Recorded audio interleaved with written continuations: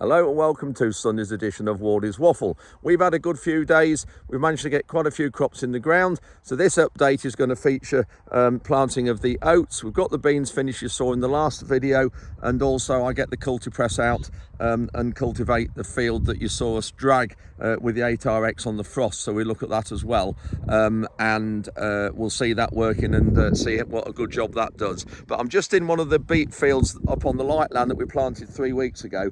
I'm just going to just turn the camera around and just show you the beet seed coming through. So there's the young sugar beet seedling that we've just that's just coming through the ground. There's another one, and there's another one. They're all regularly spaced out down the row. Anyway, I'll feature this more in the midweek update, because this update's going to be plenty long enough with the cultivations and the planting of our other spring crops. I've just got back from Stratford, so it's Wednesday evening. Forage Aid meeting with the charity, which I'll tell you about in a week or two's time.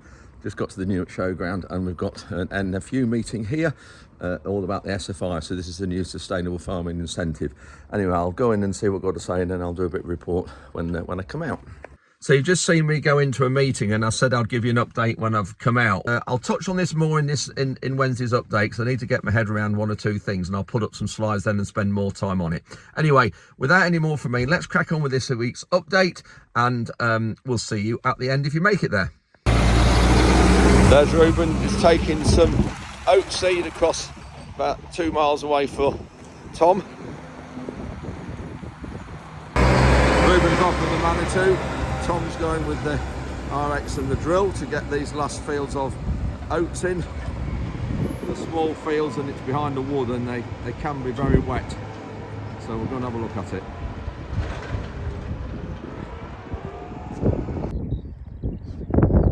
We can hear the skylarks above, apart from Nala whining. This field of barley, Tom got it drilled yesterday, but this dyke buck on the outside here hasn't gone to plan. Wanted chopping up before we got it drilled, but of course with the rain coming, it never dried out enough. Tom tried to drill it yesterday, and of course it just blocked up the drill, which I thought it would. So there's the barley seed littered on top. So we're going to have to just chop this up and either get a rotavator or some real small narrow machine, because Tom's drilled it up to about there, so that's drilled. So you've only got about, what's that, 4 meters maybe, and our express and our smaller machines are 5.5 meters, so it won't fit between there and the lane. And of course all that comes from this dike here that buried it out in January, February time. So it wanted working in, but we didn't get it done because of the weather. Anyway, looking at this field of barley Tom's got in, really pleased with this. Just shows how it's dried. And this field was soloed last autumn, early September, when it was dry. You just see there's absolutely no barley out on top at all. I don't know if we can find any, but there we go, there's some barley seed there. Not very deep, so that hopefully in about a week's time that will be through. There's a hole here by the look of it, not quite big enough for Nala to go down, but looking at that, Frankie's well in it, doing what she was bred for, because I think that's what they're bred to go down holes, badger holes. I think that's what the name came from. Tom's drilling in the distance there on a bigger field, really nice, lovely field. It'd grow sugar beet, that one, it has done in the past. Just looking at these smaller fields he's got to plant, and this, if you remember 2.5 weeks ago, where Ruben and Tom were putting on spraying this with glyphosate, putting on some liquid nitrogen, you can see how good it is. This is just why glyphosate is so useful to us. We haven't had to move the soil. It's just one herbicide that's the most environmentally friendly product that there is available in the world. It was first brought out, I think, in 1974, and this is what it does. Just kills everything we don't want to grow amongst the crop, protects food supply, and just saves the environment, because you're not having to work the soil and use diesel.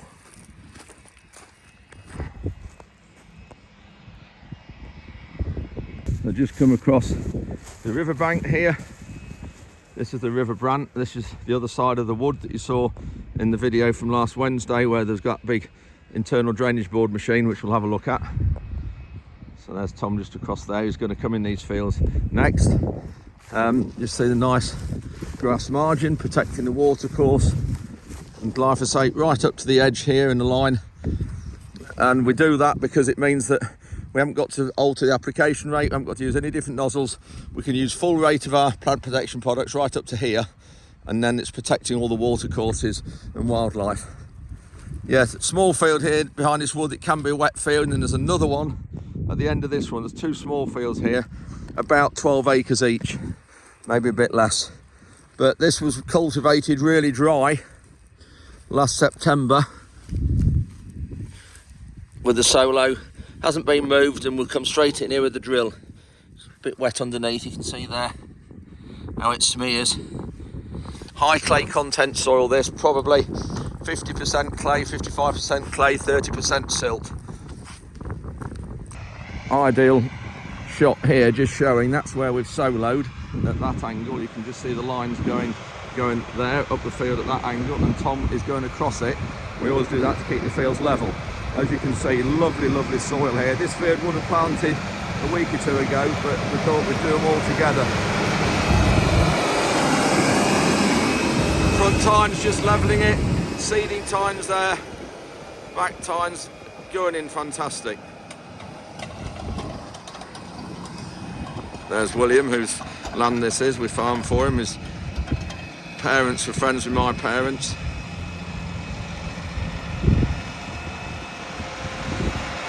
I think actually he is related somewhere along the family tree. Anyway, yeah, look at this soil, just fantastic. Also steer on the quad track, turning at the end, dropping the drill in.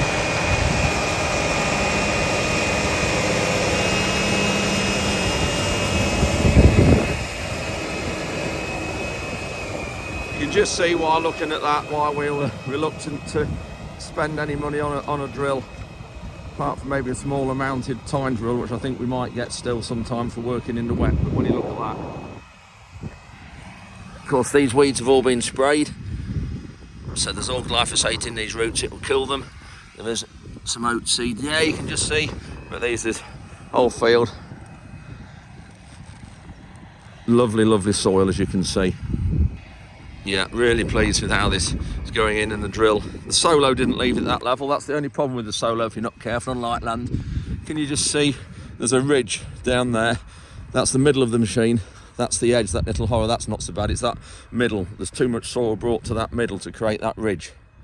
But going across it, we are levelling it out, you can see there.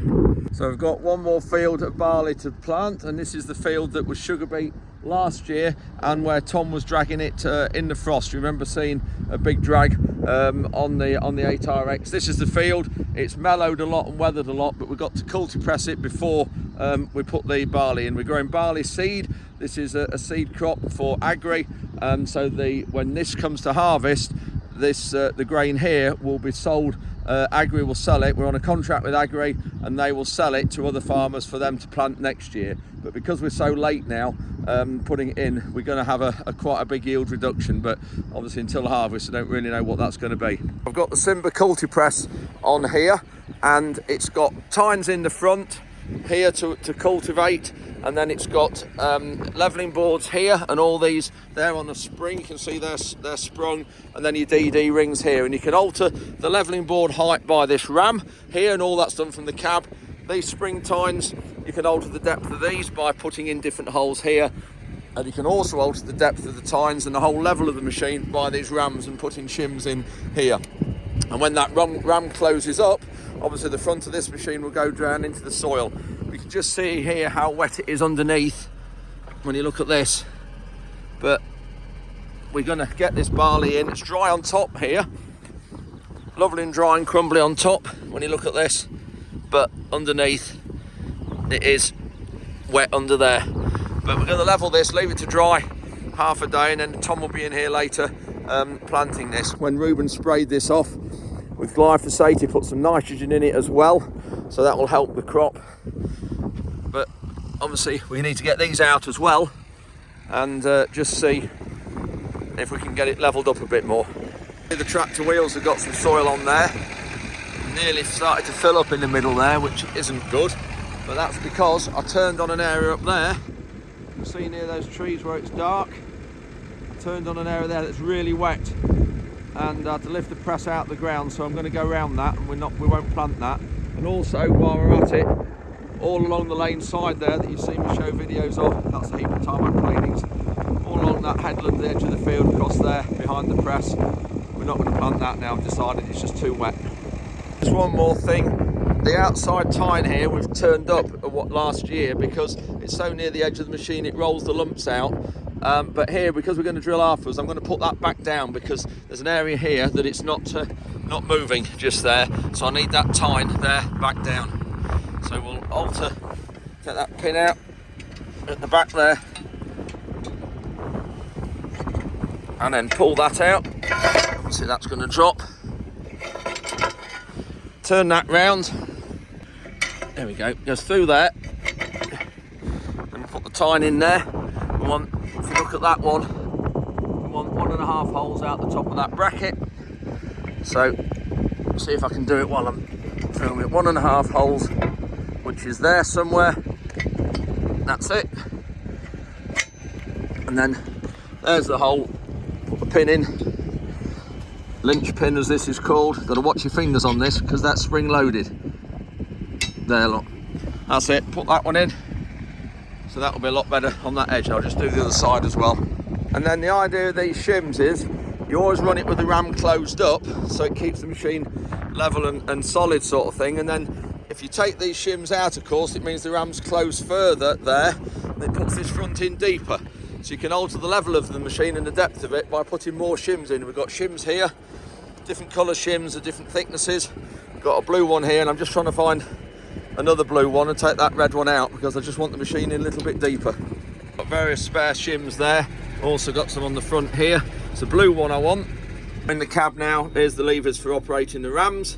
So I just want to move this first lever there, and you can see how those rams there close up.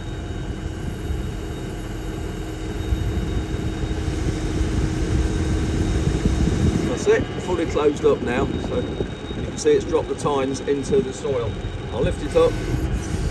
See there's the ram extending. This is tines out the ground. See, that's the ram for the levelling boards. There's a guide mark bar there we've put on, but it needs some colour markers on. And again, another lever here, the outside one. Whoops. The outside one there, move that, and you can see that will move the levelling boards. You can see that ram moving. If you just look under that frame, there's the levelling board, you can just see that moving out the way under there, and that's moving that ram, and that alters the levelling board. So you can do it as you're going along just to bring a little bit of soil with you to level. See an area I've worked already here. Just looking back at the machine.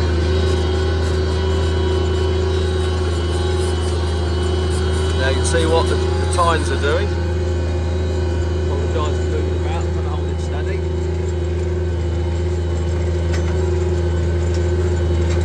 And the levelling board, you can't quite see there behind those tines. Dragging a little bit of soil with us to level it out, and then that's the finish behind us. DD rings lead. Bit of dust blowing, which is good. Again, you can see here going across at an angle. That's the sprayer wheel, so we're going across here at an angle just to try and fill it in a little bit and level it out. You can see there behind us.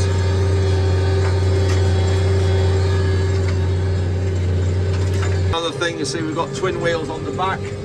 Makes a big difference here. You can just see there the tyres are taken out the wheeling, so having wider tyres spreads the weight of the tractor better. Not sure where you can see through the window there. Apologise for the camera moving. You can just see Ruben on the sprayer. He's just spraying one of the fields that Tom drilled yesterday. Pre-emergence sprays.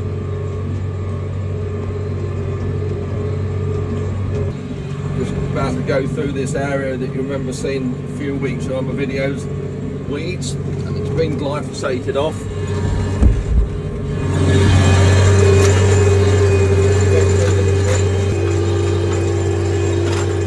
Looking at this outside of the field, you see here how it's so wet.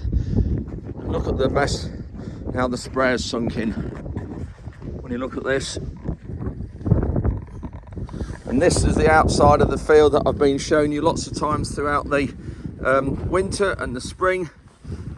Just not even going to bother going on here. We'll make such a mess. It's wet. You can just see how wet it is when you look in here. So we'll leave it a few weeks, I think. Have an area parallel to the lane. So we'll probably have, it's still wet there in the middle. So we'll probably go, it's 16 metres to there. Probably go 17 or 18 metres and have a parallel line, and then work that when it's dry in a month or so. Put a cover crop on it as well. I think that's what we'll do. But you can just see here this end, how wet it is along this end still.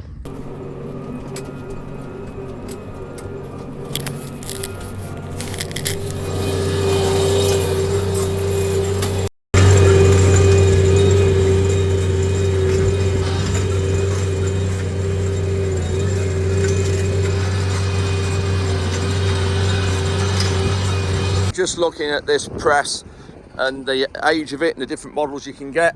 This one you can see was built in August 2011. We've only had it about 3 years. I bought it from Scotland without seeing it. The last press we had was 2000, but you can on these machines, and those of you who are farmers and know these machines, you can actually get rigid tines and spring tines. You can see that one's a spring tine there, so it's this spring here, you can see it moves in the soil. And this obviously gives here, it's got those protectors on the front, because if it's in real hard ground, that spring will pull back, and then sometimes if it flies forward, it can snap the spring here. But these retainers here stop the tine coming forward. And when you see a tine snap and breaks across here, it's not the action of it going back that breaks it, it's when it then releases and springs forward that snaps it. And these spring retainers do stop it. And we need to get 1 or 2 more. You can see there isn't one on there, but we don't have a tine in there, as you just seen me change it. And in the middle here, you can't get the retainers on there because of the frame there's in the way. But I must admit, 5.5 metres wide this tractor here is 225 horsepower. And the last press we had was a rigid tine one, and I've just put this photo up, this clip of it working, and you'll see what it's like. And totally different at the front, but it took more pulling. You can't believe that just having these spring tines takes a lot less pulling. And I think the next size up from this is 6.6 metres, and I actually think this tractor would have managed a 6.6 metre width one.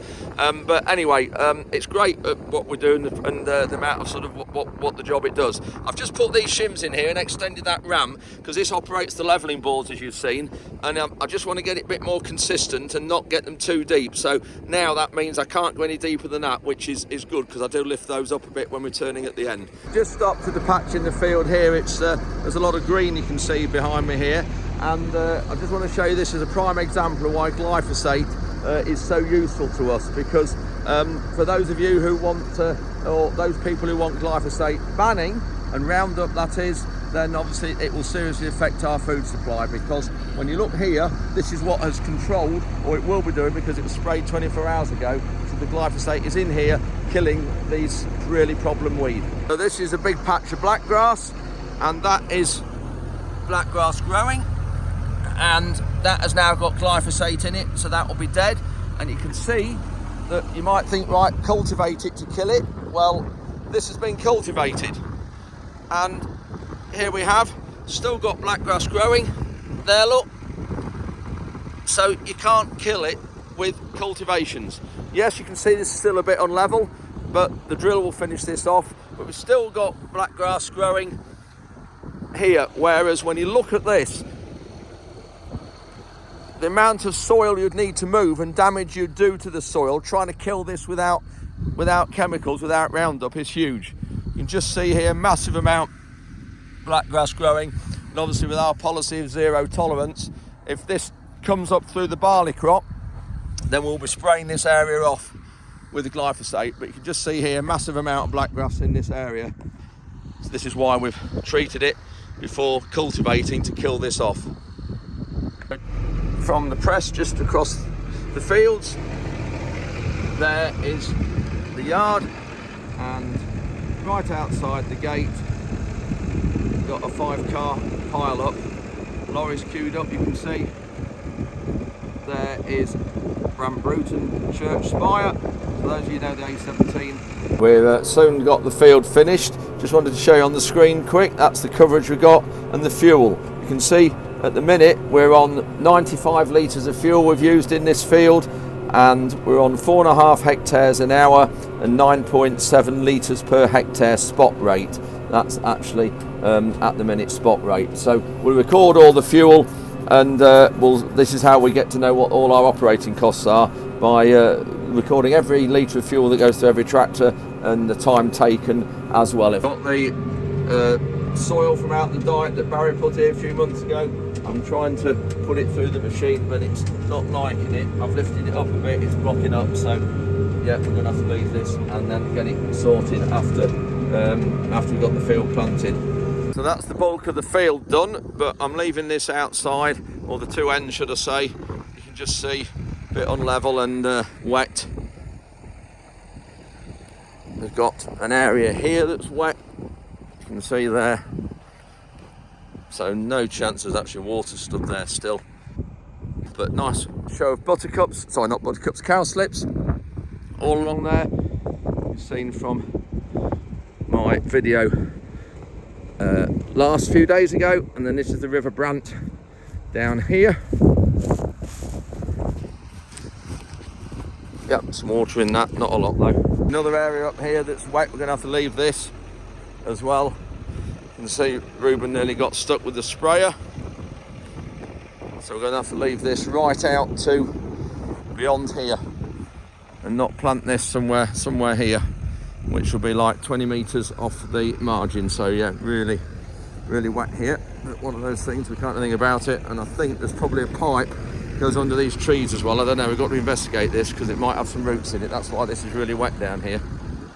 Got back to the yard from doing that field. You can see we've used 107 litres of fuel, just over 4 hours in it. That's the total hours of the tractor. Work rate obviously showing 0 because I'm out the field, but it was 4.6 hectares an hour. Just walking to the end of the road here where Barry's getting his water pipe connected up. You see the police are here. Haven't quite seen what there is, but apparently there's 4 cars here that have been in the accident. So this is what's happened right outside the gate. Traffic, you can see there, Sleaford Way. You can just see over the top of that hedge on the right, that white lorry, that's about 1.5 miles, 2 miles away. So yeah, huge hold-ups. While we're putting the new pipe in, the one on the right is the new one and the left is the old one. Look at the difference in size, and flow will be huge. And we've got Barry's, that's the meter there. We've got blue pipe coming out the bottom there, you can just see, a bit of blue. And then the pipe, Barry's got it all in through there now. That's the new blue pipe, but we've got a bit of black pipe there, so somewhere underneath here it goes from black to blue. We've got to find the join, and then it tees off underneath here somewhere and goes through the trees, under Barry's digger, around to the yard. The weather beat us to it. It started to rain at about 4 o'clock.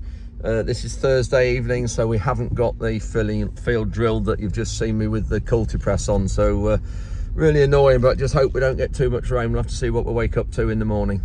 We're at a restaurant in Sleaford and it's Lindsay Bailey's birthday. That's Michael's wife. A whole load of farmers here from around the Lincoln area. We're going to have a cracking night. To you, happy birthday, dear Lindsay. Happy birthday to you.